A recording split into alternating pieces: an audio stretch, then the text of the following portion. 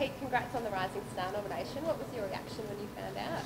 I think it's pretty humbling to get recognised like this. There's obviously quite a strong list of nominees this year, so to be in that group is, I think, humbling. Yeah, it's exciting. I think a bit of reward for effort over the last couple of years, put in a lot of effort, and I think still a lot to go. The St Kilda game was a great effort. You booted 3 goals, but you've also did that against the Roos and Adelaide.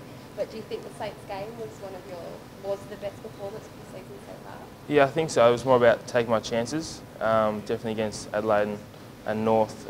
Didn't take all my opportunities. So on the weekend, really happy with how I was moving around the ground and getting to contests and taking those chances when they came my way.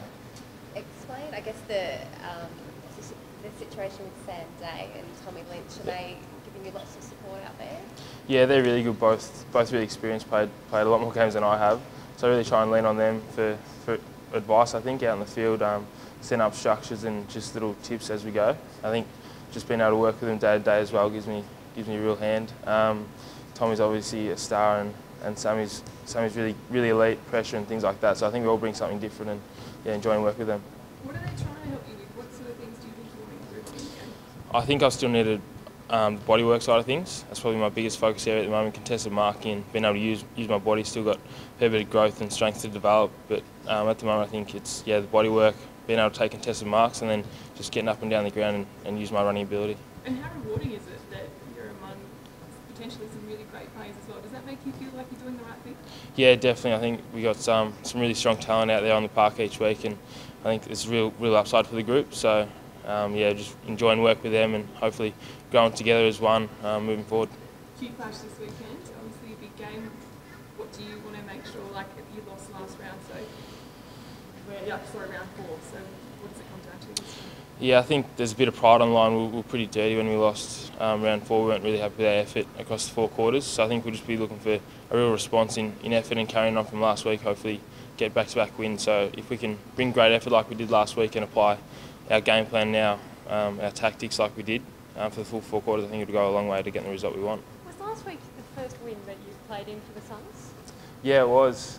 So I played 3 last year, and then I played from, I think, round 5 onwards this year, which we've been pretty sick with the results this year. So yeah, it took me 12 games, but yeah, thrilled to get the result. And you're hoping not another 12 games until you have the next win with the SUNS? Yeah, hopefully it's a bit shorter this time around. Had the Gatorade shout, so I got that out of the way, which was nice. Hopefully we can back it up this week and get a run on.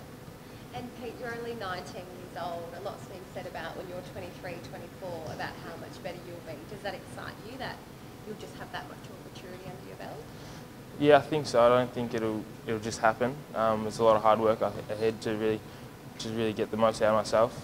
Still got to grow into my body and just still adapting to AFL standard, feeling more comfortable each week, but I think a long way to go with what I can do.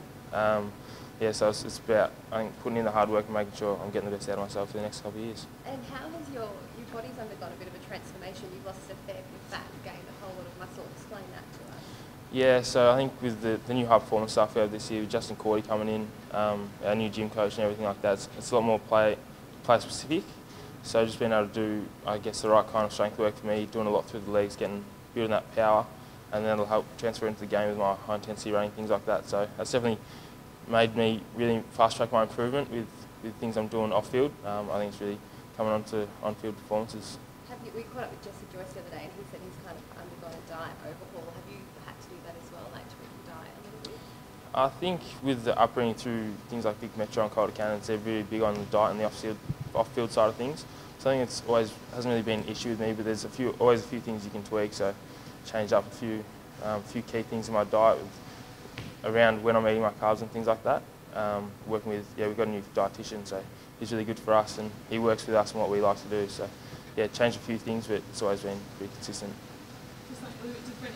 Obviously AFL is business, but would you like to see yourself stay with the SUNS? Yeah, definitely. I love it up here. Love where I'm living. I'm living with Tuke Miller, who I've known and played against since I was 8 years old, so know him as well as anyone.